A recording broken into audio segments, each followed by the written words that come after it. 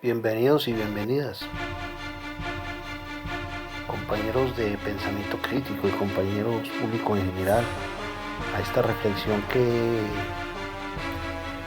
voy a realizar sobre la distinción entre teorías conspirativas y conspiraciones políticas. Como siempre le digo, lo hago a nivel personal sin pretender posar de experto en el tema. Como les digo, es una aproximación personal. Lo primero que hay que comenzar a definir para tratar el tema es qué es conspiración.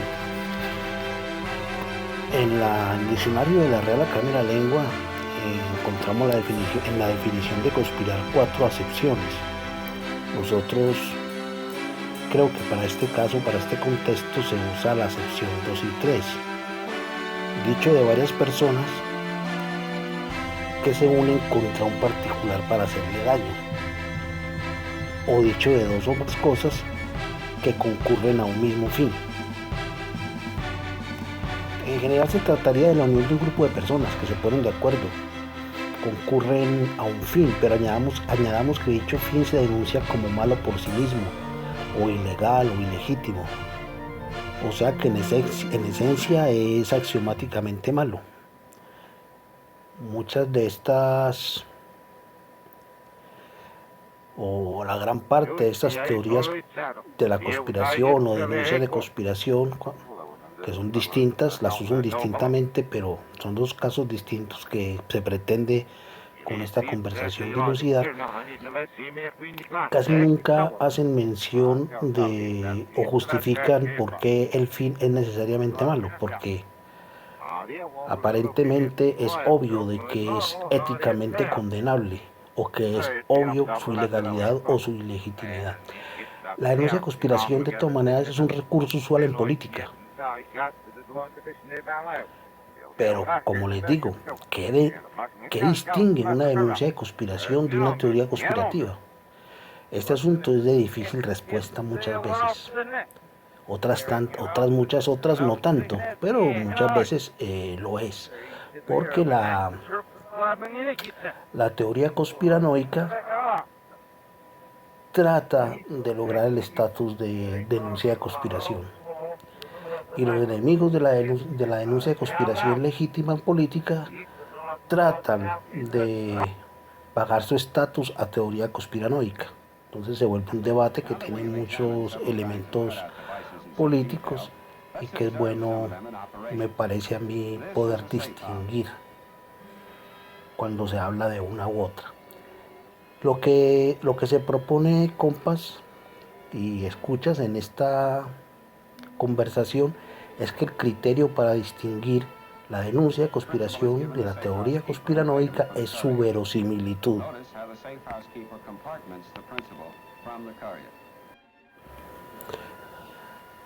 Pero ¿qué entendemos por verosimilitud o por verosímil?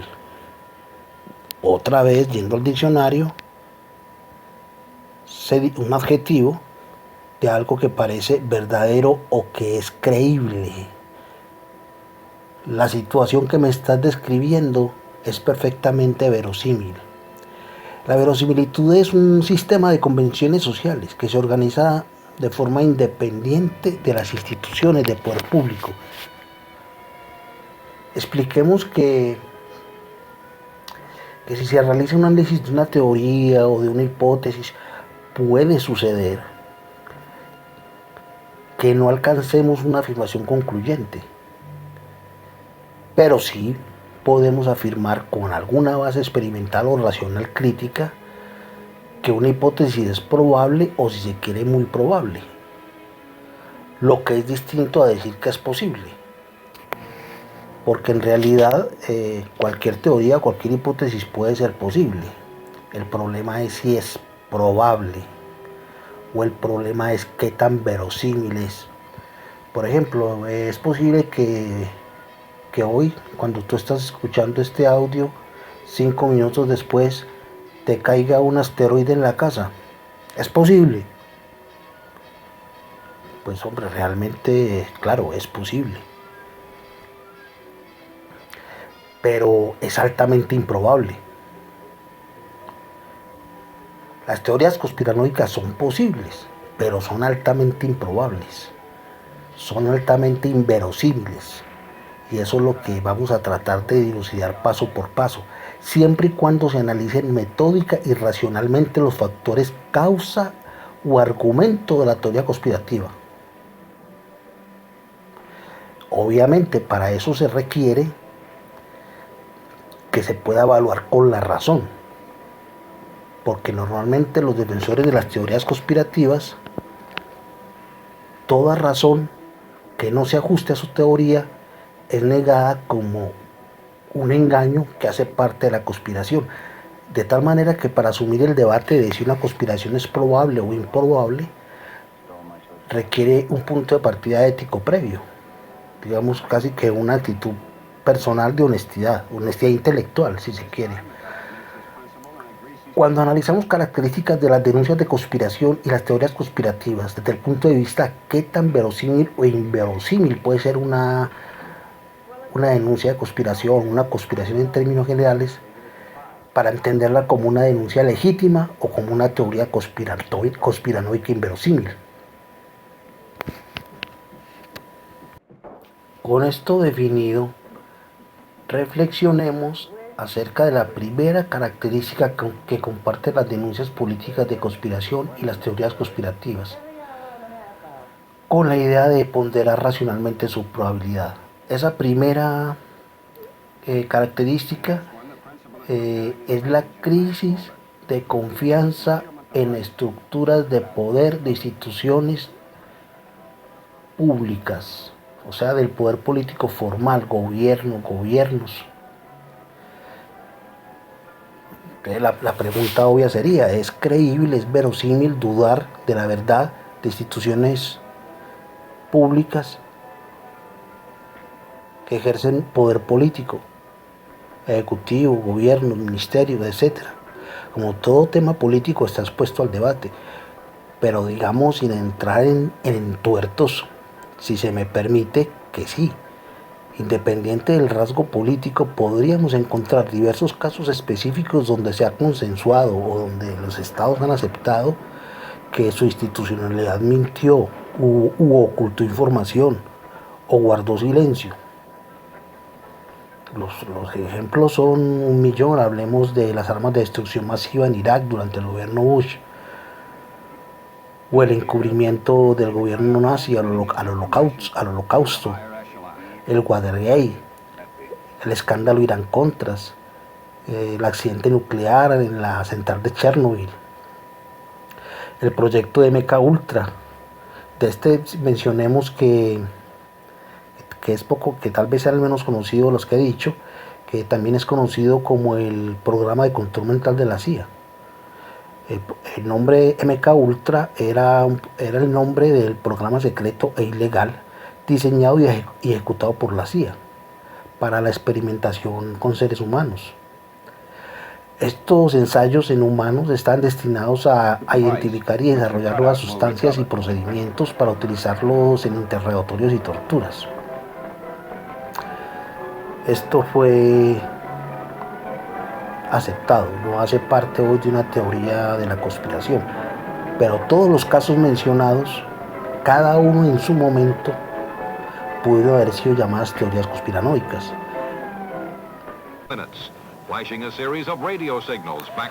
El hecho es que, por ejemplo, citando a Foucault, existe una compleja relación entre poder, saber y regímenes de verdad. Y eso tiene un efecto en lo que resulta verosímil, porque implica una cadena de ideas posibles y hechos.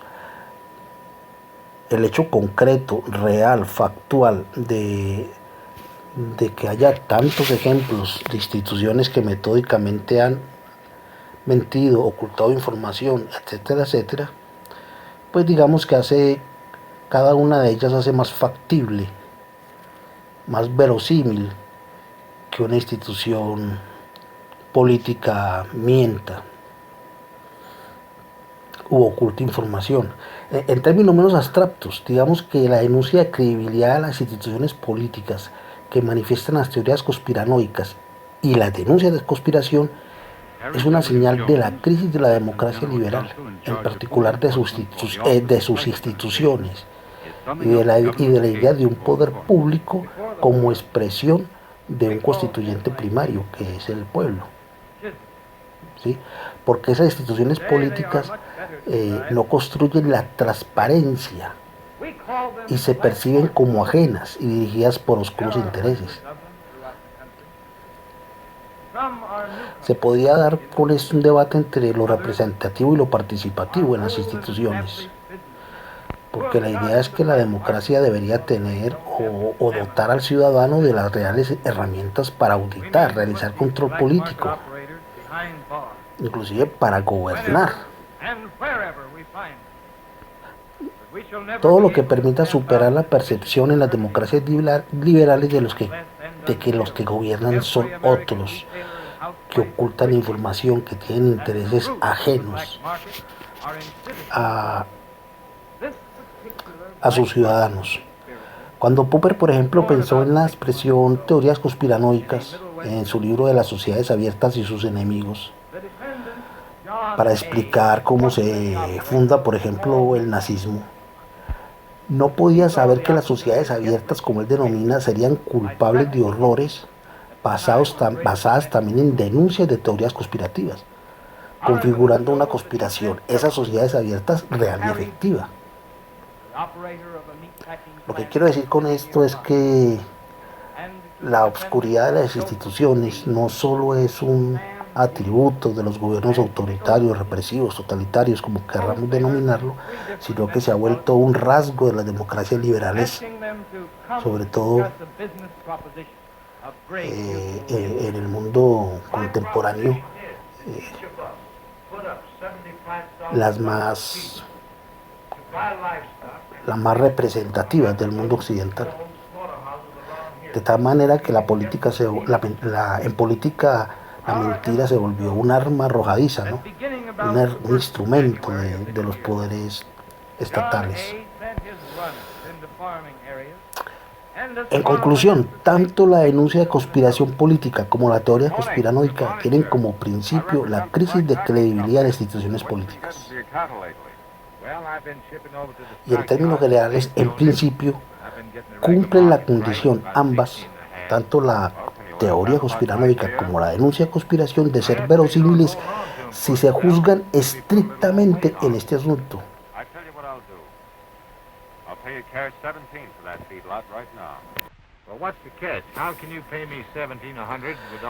Pero una diferencia estriba en que la denuncia de conspiración acude a otra institución política para denunciar, normalmente un tribunal o un ente investigador, es decir, reconoce un arbitraje, lo que juega a favor de su verosimilitud. Mientras la teoría conspirativa, que se basa también en la denuncia o en la falta de credibilidad de las instituciones formales políticas, no acepta un arbitraje. No aceptan, la gran mayoría, como en todo habrá excepciones, pero la gran mayoría no acepta un arbitraje. Su comportamiento consiste en denunciar cualquier tipo de arbitraje que no se ajuste a su teoría como parte de la conspiración misma, lo que termina por considerar que en el encubrimiento o complicidad participan decenas, cientos y a veces miles de instituciones. Y a su vez estas instituciones a veces agrupan millones de seres humanos, separados geográficamente, con distinta ideología política, con intereses geopolíticos contrarios, o que en el escenario internacional se comportan como enemigos, lo que obviamente afecta la verosimilitud de esas teorías.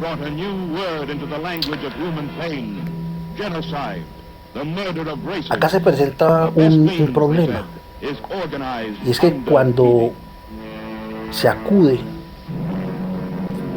a información o arbitraje, como hacen las denuncias como hacen algunas denuncias de conspiración, o como algunas teorías hoy calificadas conspirativas han intentado acudir a un arbitraje institucional y la institución niega información, argumentando, por ejemplo, que es secreto de Estado, etcétera, etcétera, o aporta una información censurada, mutilada. El juicio de verosimilitud queda afirmado a favor de la teoría conspirativa, ¿sí? O sea, da un paso, pareciese que da un paso para pasar de estatus de teoría conspiranoica a denuncia de conspiración legítima, o en el mejor de los casos, de acuerdo pues a la cuestión concreta, el juicio de su verosimilitud queda suspendida. Un caso muy particular que no podemos tratar a fondo es algunas teorías conspirativas que están alrededor del fenómeno OVNI, ¿no? O de lo que llaman el fenómeno OVNI, o llamado supuestamente en la última agencia que aceptó los Estados Unidos que tenía para investigar el tema, llamado hoy objetos aéreos anómalos, ¿no? Cuando se solicita, ha pasado 1.000.000 de veces que se solicita información y la agencia estatal niega la información. Entonces, además de que existe la duda justificada de que una institución política pueda mentir, cuando se solicita un arbitraje o cuando se le quiere obligar a que dé información, la misma institucionalidad niega esa posibilidad o termina dando una información censurada, lo que, como les digo, es problemático en este juicio de la verosimilitud de esa teoría conspirativa, en particular en esos temas que hemos tratado. Pero vamos a continuar. O sea, lo que debemos resaltar es que la teoría conspirativa intenta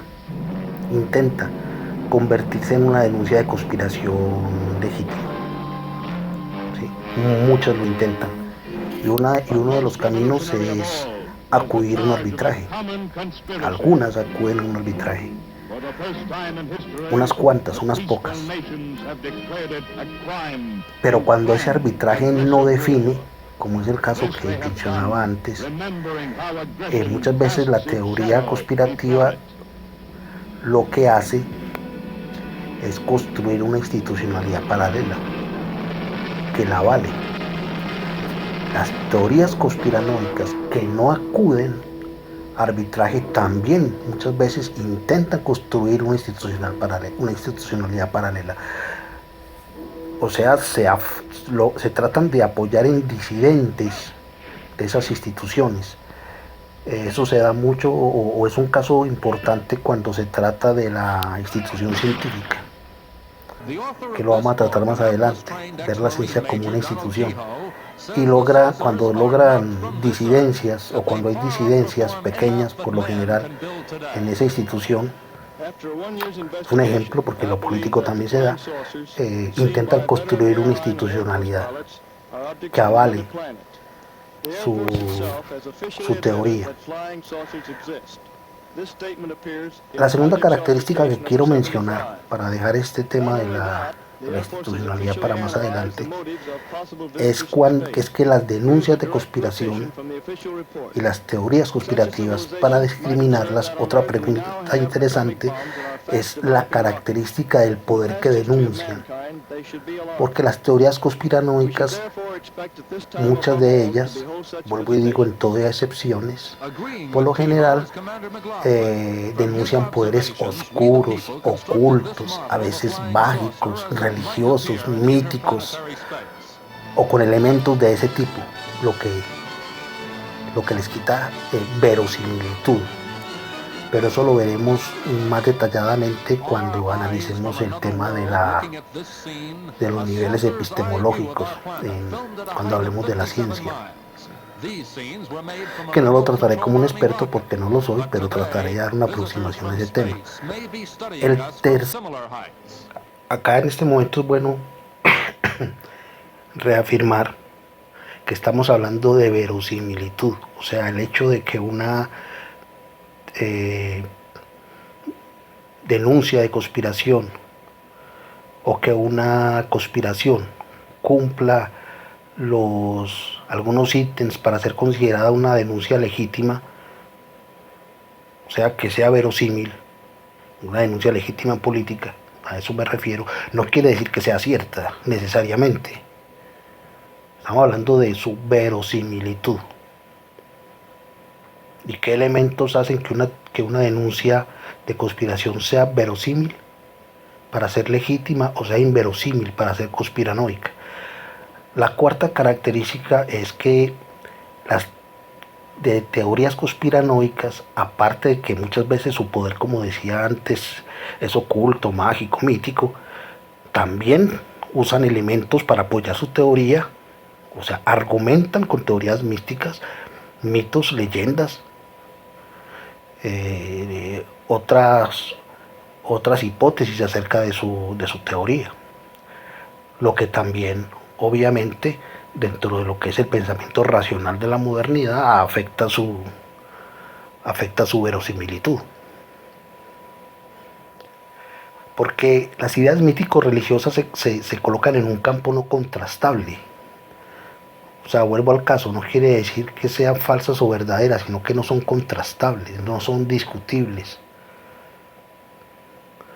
No solo huyen del arbitraje muchas veces de una institución, sino que además de huir de ese arbitraje, huyen del arbitraje de la razón moderna. Se colocan en el campo de las creencias, de las religiones, de los libros sagrados y en un contexto que es imposible discernirlas, se oscurecen.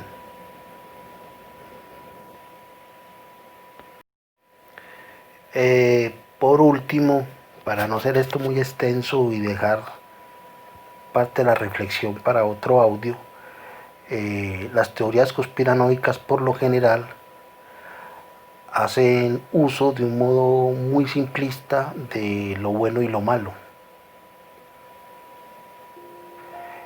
Y lo malo nunca obedece propiamente a situaciones sociológicas que podamos tratar, sino que se trata de un poder oculto más allá, misterioso y escondido, lo que tiene un efecto un efecto político en algunos colectivos que tienden a desmovilizarse, ¿sí? A no entender las causas de la supuesta opresión que denuncian. O sea, un ejemplo concreto, es muy fácil atacar el capitalismo, por ejemplo, en el tema de la distribución del ingreso, con la historia de un poder oculto que quiere el mal de la humanidad. Y es mucho más complicado empezar a tratar los problemas de las tendencias del capital a acumularse, los problemas de la dependencia del tercer mundo. Es mucho más complicado tratarlo de esa manera. Las teorías son ejemplos nada más. Algunos estarán de acuerdo, otros no. Las teorías conspiranoicas hacen uso de eso para explicar cuestiones concretas que atañen al mundo actual y que son problemas para muchos. Eh, hacen uso o trabajan esas problemáticas con unas razones muy simples de lo bueno y lo malo y de una maldad oculta y misteriosa. Bueno, yo con esto quiero terminar pues esta primera parte de la reflexión, que tiene pues como les digo un objetivo claro, y es poder distinguir una denuncia o discutir sobre esa distinción entre una denuncia de conspiración legítima en política y una teoría conspiranoica. En el audio posterior, cuando lo haga, voy a tratar de tratar las teorías conspiranoicas que hacen uso de discurso de ciencias naturales, donde hay que empezar a tratar Estuvimos hablando de instituciones políticas, pero en el próximo audio vamos a tratar de la ciencia como una institución y también vamos a discutir sobre la transparencia de esa institución científica y sobre las condiciones epistemológicas del debate, de lo que es creíble, de lo que es verosímil en el contexto de la ciencia occidental y cómo discriminarlo. Eso será en el próximo audio. Muchas gracias a todos. Espero pues que no haya sido muy confuso ni que me haya quedado nada en el tintero o que haya quedado mal dicho. Un abrazo para todos y todas.